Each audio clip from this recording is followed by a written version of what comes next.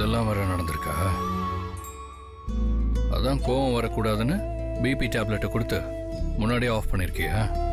இல்ல, மாத்திரை கொடுத்தது அக்கறையில தான். இந்த விஷயத்த சொல்லணும்னு நான் நினைப்பேன். அப்பெல்லாம் நமக்குள்ள சண்டை உச்சத்துல இருக்கும். அத அப்படியே தள்ளி போயிடுச்சு.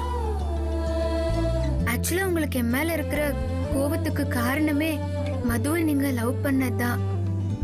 அதை உடைக்கிற மாதிரி நான் உங்க லைஃப்ல வந்தது மட்டும் தானே நினைச்சிட்டு இருந்தேன்.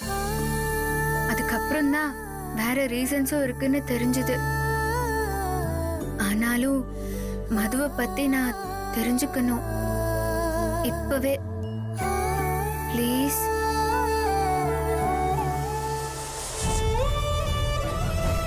இப்போ என்ன உனக்கு மதுவோட கதை தெரிஞ்சா ஜுரம்லாம் குறைஞ்சிருமா?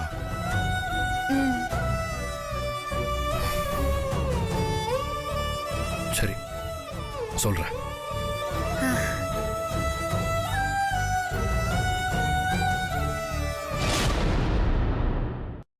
அப்பா அம்மாவோட இழப்பு என்ன ரொம்ப பாதிச்சது. அதுக்கப்புறம் இந்த வாழ்க்கைய நான் வாழ்றதுக்கான பர்பஸ் என்னன்னு எனக்கு நிறைய கேள்விகள் இருந்தது. அக்கா, பாட்டி, சித்தி, ஆகாஷ், சித்தப்பான்னு எல்லாரும் இருந்தாலும் ஏதோ ஒரு வறுமை என்ன சூழ்ந்துகிட்டே இருந்துச்சு. அந்த இடத்த நிரப்ப வந்த பொண்ணுதான் மது. நானும் மதுவும் சமைச்சிருக்கோம், சாப்பிட்ருக்கோம். அவளுக்கு இதெல்லாம் ரொம்ப பிடிக்கும். கொஞ்சம் கொஞ்சமா நான் மாற ஆரம்பிச்சேன். அதுக்கப்புறம் தான் அவ காதல என்கிட்ட சொன்னா.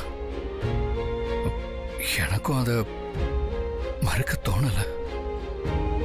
அவ உலகத்துக்குள்ள நான் சூழ்ந்திருந்தது கூட அதுக்கு காரணமா இருந்திருக்கலாம்.